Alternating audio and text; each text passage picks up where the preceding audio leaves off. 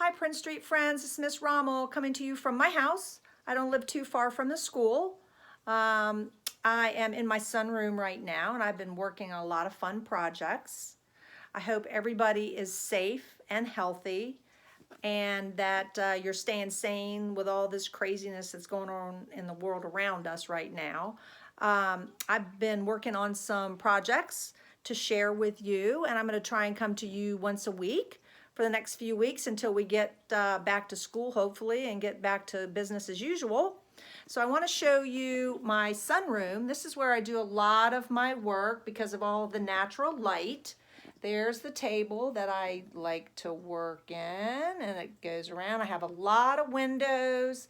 Natural light is really good when you're working on art projects because it gives you a real clear view of everything that you're working with. So here we go, back to me. Anyway, this activity is really fun and it's really easy, and you can do it with things that you have around your house or in your yard. It's called frottage, and that's really just a really fancy French name for rubbing paper. So we're gonna make some really pretty paper by rubbing on top of certain objects that we've collected. And then we're going to make a paper out of it, and then we're going to make a picture out of the paper once we have the paper colored and made to look good. So here is a picture of some of the stuff that I've gotten. I went out in my yard. Hopefully you'll be able to get outside. Let me see, I'm new with this video stuff, so bear with me. Let's see. Yeah, there we go. I've gone out into the yard and I've gotten a whole lot of different kinds of leaves. I've gotten different sizes, different shapes. I have some shamrock plants that I've got. But you can also use stuff that's inside the house. I've got a little shark thing here. It's just a little stencil. And I've got, I don't know, some of you, especially if you have little brothers and sisters at home, you might have some of these magnets that go on the refrigerators with letters. They're kind of fun to work with. I've got paper clips, I got some sandpaper, some bubble wrap, just about anything that you can think of, you can put underneath a piece of paper and rub. And you've got some really cool textures. The texture is what makes the picture really fun. I also have 2 pieces of white paper. It's just copy paper. If you have watercolor paper or heavy construction paper, you can also use that if you'd like. Let's see, you're gonna need some crayons or some colored pencils. Okay, I've got crayons and colored pencils here. If you have oil pastels, you can use those. They work really good, but most people don't have, I don't even have those at home with me. You can also, crayons I think are the best, because if you decide when we're finished and we've done the rubbing and you do have watercolors at home, we've talked about this in class before, the wax from the crayon will resist the water when you put the watercolor on. So you can just kind of put lots of pretty watercolor over the over the crayon, and that'll make a really cool picture. However, if you don't have watercolors, it's not that big a deal. You don't really need them. It's just kind of an extra step if you have them and you want to do it. So you're going to want to have a lot of surface to work with. So with the crayons, I took all of the paper off my crayons, different colors. Okay, and I have my colored pencils. You're going to want to use the edge of your colored pencil. So they need to be... you need to have as much surface area there as you can. It doesn't necessarily have to be sharp, but if you've got a sharpener there with you, you're going to need that too, so that you can sharpen it. Really, honestly, crayons are fantastic for this project. You're also going to need glue stick. You're going to need a pair of scissors, like that, and you're going to need something to. There's my big bag of letters. When my grandchildren come over, they like playing with those on my refrigerator.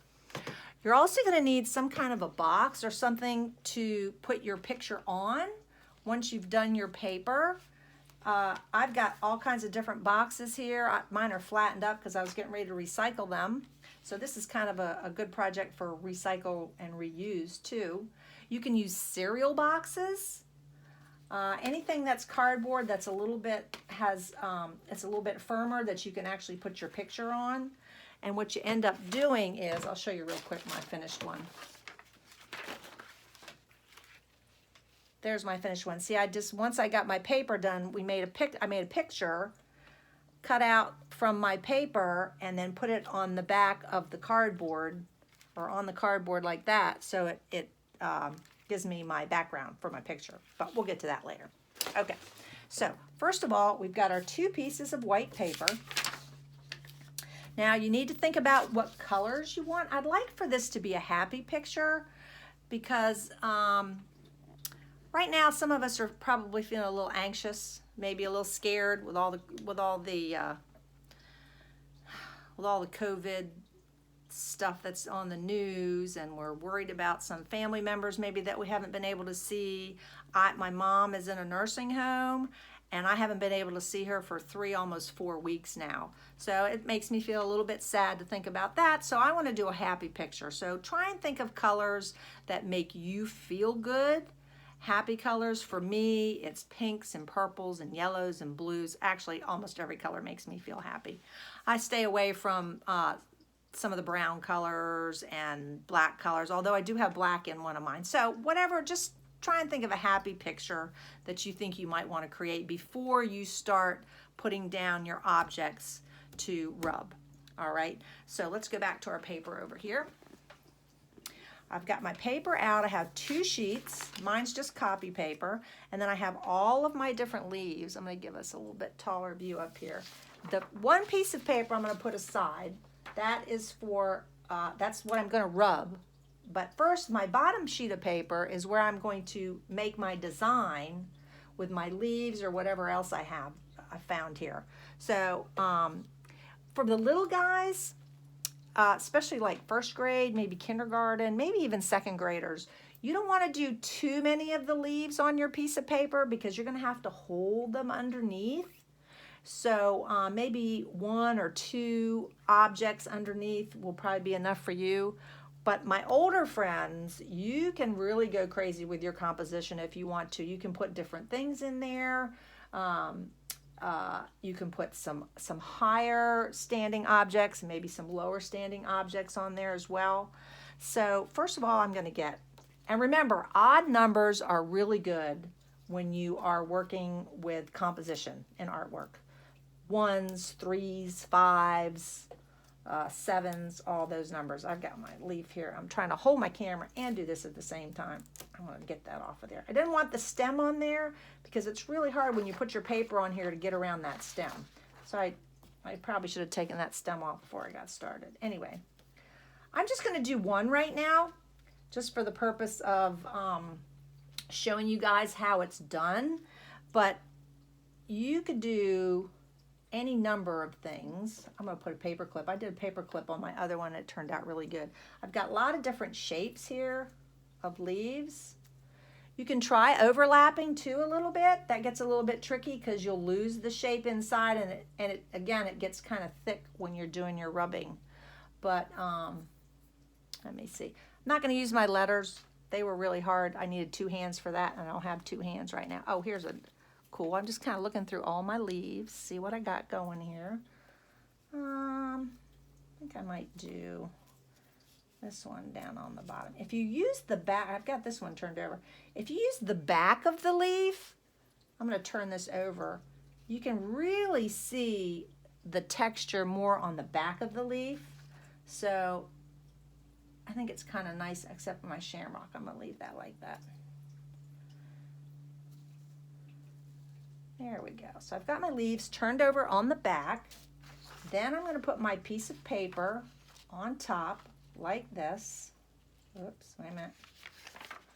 Back over here, this one's falling. It's kind of a challenge to do with one hand. I'm holding my camera with one hand so you guys can see what I'm doing, and then there we go. I'm going to kind of squish it down a little bit like that. Now I'm going to see if I can hold this and show you what I'm doing at the same time. Okay, there we go.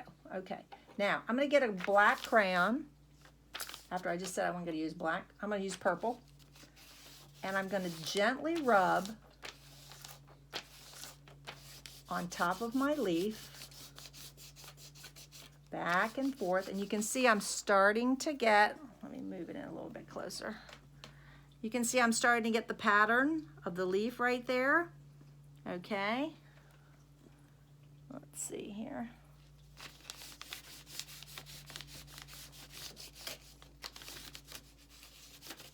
See if I got my paper clip. There's my paper clip. And you just rub. You kind of go in the same direction as your leaf, and be real careful with it because you don't want to rip your paper, especially if you have just copy paper like me, because it rips really easy. And notice I'm using the side of my crayon. I get a lot of color that way. Now I'm just using one color because there again, like I said, I'm trying to hold this camera in my elbow, the crook of my arm, and rub at the same time. And that's a little bit of a challenge. You guys won't be holding a camera in your hands while you do this. But I'm being real careful. I'm rubbing, trying to pick up as much detail as I can. And you can do different colors if you want. So I'm going to give you a close-up. I might put some yellow in there if I have both my hands, and green, and any other color that you want. You can see my paper clip is over here, and I've got a really nice piece of paper started. Okay, so once you've done that, you're going to take your piece of paper off, and you can keep these, and you can do a lot of these until you really get a piece of paper that you like. As long as your paper holds out, you can do different combinations, work with your composition, your spacing, different colors, till you come up with something that you really like. You can make lots of these types of papers. Actually, you can make a lot of frottage. You could have 3 or 4 papers like this, and I think you'll have more color on yours. And then once you have your different papers, you can make a decent picture with one frottage paper, but if you have 3 or 4, then you can really get creative with the pictures that you make. I did a picture here of a house because my house makes me feel happy. I used the paper, I cut out the shape of my house. It's a rectangle. I have a triangle for my roof, and most of us have worked with paper cutting technique called fringe, making fringe, and that's my grass. I put it down here, and you notice the colors are not necessarily real life colors. That's okay, because we're being expressive and experimenting a little bit. I've got some trees and some bushes and a cloud and a tree and a chimney on my house, lots of different shapes, lots of different colors in there. And then I have opened up I used a Kleenex box, basically, and when it was all put together, you know what a Kleenex box looks like. It was like this, okay? And I just opened up all the sides, flattened it out, and then I cut it down the edge and opened it so that it was flat, like this. Okay, oh, there we go. And then I started cutting, or drawing and cutting and gluing my picture onto the background there. Yeah, so I think it turned out pretty good. It doesn't have to be a house. That's just something that made me feel happy. You can do something more abstract if you want. You could do maybe a sun, or with different rays coming out from it. You could use different shapes and put them together to form something. You could draw or maybe create a picture of a pet that you have in your house using your different colors. You can also do this if you don't have copy paper. You can use newspaper. You can use any kind of paper that you've got. It's actually kind of cool to do on newspaper, as long as it's mostly words and not a whole lot of pictures on it. But the words, once you start rubbing it with the crayon, and the texture and the pattern from what you have behind it starts to come out, it's really very interesting when you put it on the written word, like a newspaper or a magazine. magazine page. I have a magazine page here. I was going to try this a little bit later. So you could use something like this if you wanted to, and you could put that as your top sheet, put it over your objects and rub and see how that looks. It's real shiny too, so you get a different kind of effect. So anyway, that is Frottage. It'll hopefully get you guys outside, moving around a little bit.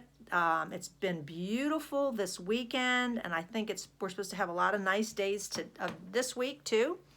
And hopefully this weekend will be nice. You can get outside. If you can't get outside, you have things in your house you can use. You can use Legos, you can use magnets, you can use oh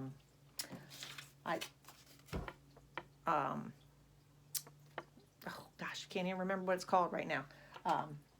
Any kind of rough paper. If you have house plants, I've gotten leaves from my house plants. I've used pieces of wood that I had out in my garden. Any of that kind of stuff you can use. Oh, sandpaper. Word came to me then. Sandpaper is a really cool way to make a texture. Okay, so I can't wait to see some of the things that you do. Hopefully, if you have some really cool stuff, you can share it with us. Take a picture of it. Send it to me at school. Rommel, WCBOE.org. Actually, you could send it to your teacher, your classroom teacher, if you can take a picture of it. And then we can get it downloaded and maybe we can put it on the Facebook page. All right, you guys stay safe, stay healthy, and have a lot of fun. I'll bring you another art project next week. Bye-bye.